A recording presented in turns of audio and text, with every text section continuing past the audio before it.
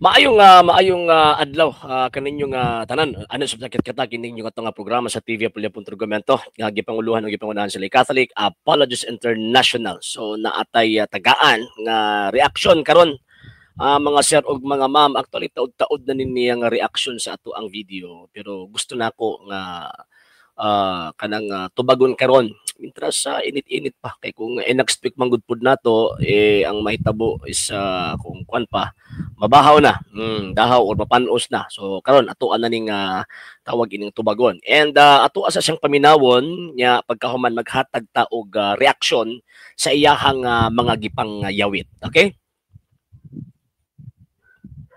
pulos nga pangatarungan, mga kagalaan, mga kaigsuonan.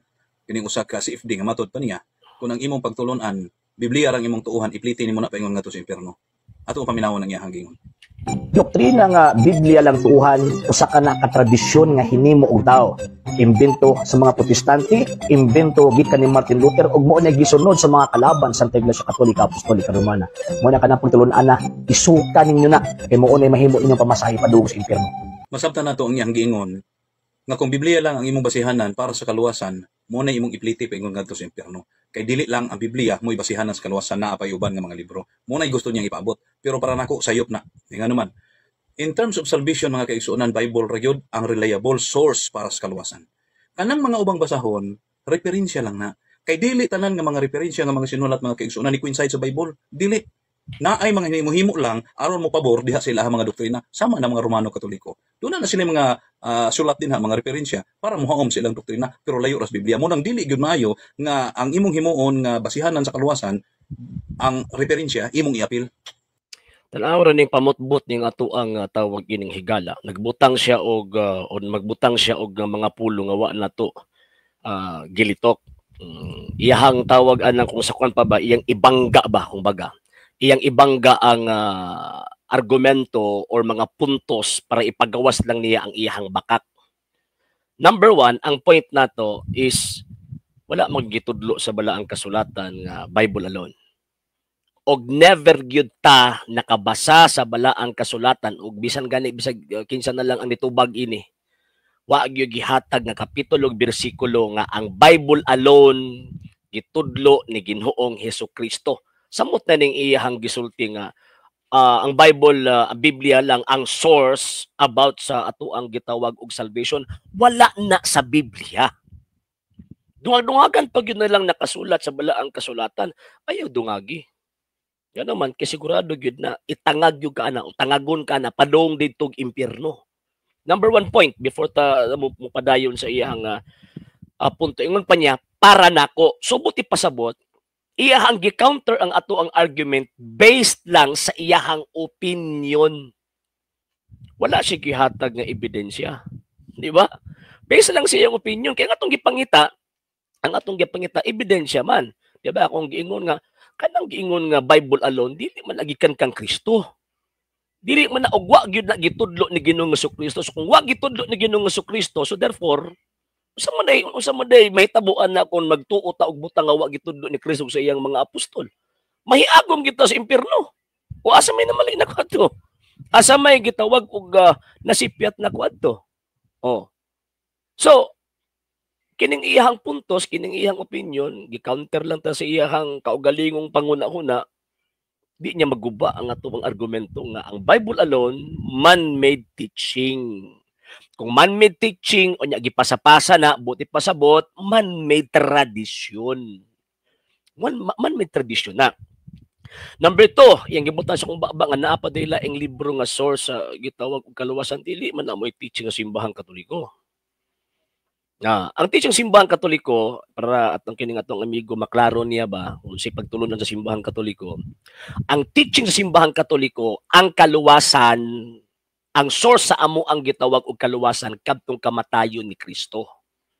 And at the same time, ang basis kanang depositum fidei or kanang written and unwritten word of God.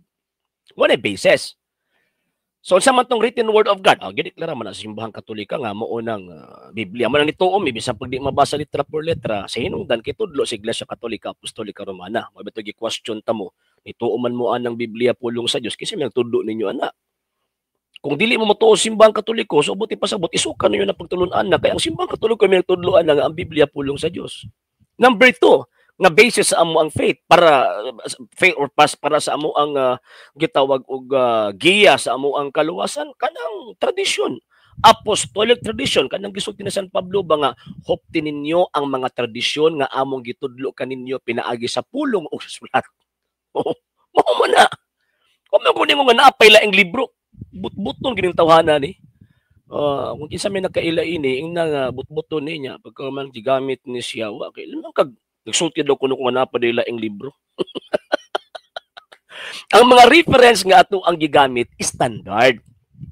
Buti pasabot kana nga maong mga referensya paghatag nagpahimugat nang ato ang interpretation wa nato gihimo sa tuang kaugalingon sama sing argumento nga personal opinion. Manang mogamit ta og standard references kay paghatag og pahimugat nga kaning atong interpretation na atay basis.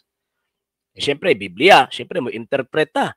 So para dili mahitabo nga personal opinion ang interpretation na atay basis pag-support sa ato ang interpretation. For example, kanang giingon sa St. Matthew chapter 16 verse 18. Ang giingon sa balang kasulatan, akong iglesia sumala pa na gyud ng Kristo. Asa man na karon? Mingon ta nga mao man ang simbang Katoliko unsay basis. O mo nang history. Nagsuot ang istorya kanang giingon St. Matthew chapter 16 verse 18, mo nang iglesia gitukod sa tuang Ginoong Kristo. So mo na in terms of interpretation dapat na atay basis sa ato ang interpretation. Kay pag mag-interpret na ganit buti pasabot outside the Bible na. Mo na puntos ni natong amigo di man kamao. Puro lang tawag ini nga personal opinion niya pagkaman tagaan lang tagputos buwad kung maghimo og tawag ini argumento. So kining iyang gihimo ani hinungdan ni. Wani way hinungdan. Nga naman kay instead of mag-provide og evidence, dili maka-provide og evidence siya nag-create og iyahang kaugalingong linya. Wala subalaan kasulatan. Number 4, ingon pa niya, Biblia ra gyud ang source of tawag ining salvation. Asa po ka makabasa sa Biblia, ana? Unsang sita sa Biblia, kapitulo, bersikulo nga nanudlo ang mga apostol, ana, nga Biblia ang source of salvation. May mong kawang ang kamatayan Kristo, ana. Ipuli ni mos libro. Ang source of salvation sa pagtuong Katolika si Kristo. Ang iyang kamatayon sa krus. Mo na ang source of salvation. Pero ang basis sa pagtuo concerning divine truths mo ng Biblia o kining apostolic tradition mo na ang pagtuong Katoliko. Butang-butangan pagid minimo. Ay may butang-butangi kay mahuga na. Sigurado gid na nga anak yung kasyawa kay ang mahitabo. Naghimo-himo makang istorya, nagpakapin pa kag mga istorya nga dili mo itudlo Santa Iglesia Katolika, Apostolika Romana. Okay, last ato aning i-play. Kaya nga naman, bias kay hinimo ra na sa usa ka pundok. Oh, bias. So, unsa na kay standard ani sa ila no? Yabag. Basta truth gani basihan mo, dawat kag sa dili truth na. Facts good, di ba?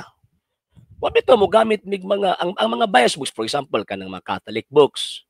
Kining encyclopedia, kining tawag ining ang mga encyclopedia standard books man na.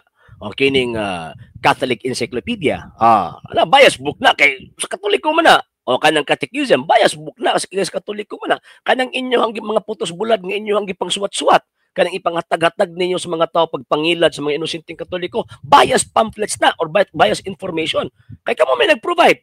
Pero Encyclopedia International, Encyclopedia Britannica, World Book Encyclopedia, Grolier Encyclopedia, himuon ninyong bias book. Istorya na sa mga taong way alamag, ambot lang, posible mapudigo ni eskwela. Di ba? Karon ra ba ang panahon nga kana bitawng graduation ba ya? Graduation month karong bulana. Gawas nga na Semana Santa graduation month. And after sa graduation is bakasyon na. Kini nga tong amigo ambot asa kanya kasudog eskwelahan ni nga himuon niyang tawagan ng encyclopedia bias book. Yabag. Ang katulang mga walay alamag ang imuhang mapatuon na. Ang katulang mga walay alamag imuhang mailad ana. Pero kadtong mga naka-eskwela, naka-graduate og kolehiyo, naka-graduate even ang elementary and high school, ay di mo tuon nimo ana. Kay di na mabutang sa eskwelahan kung biased books na. Okay?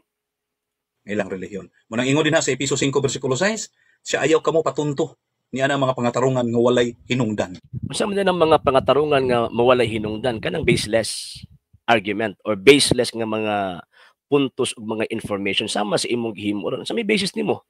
Personal opinion, personal interpretation. Ang opinion mag-usab-usab na, ang facts dili na mag-usab-usab.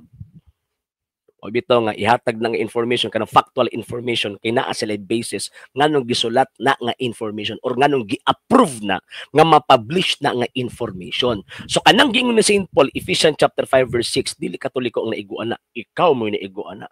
Ngano man kay ni argue ka ni na naghimo ang counter argument pero ang basis laway. Wala imong tuo. Kung kini mga argumento ang klaseng unani so Ginoo katawhan ra in taon ta sa mga edukado nga mga tao, maulaw ta ba, di ba? Maulaw ta. Maulaw. Kay kung mutuo ta sing unaning pamutbot, kini nga to ang higala. Ang umot kinsa man ni mo kay lain ni. O matuo ta sa pamutbot ni ining maong gitawag tawhana, mahimo tang katawanan alang ni adto mga taong edukado ug naka-eskwela.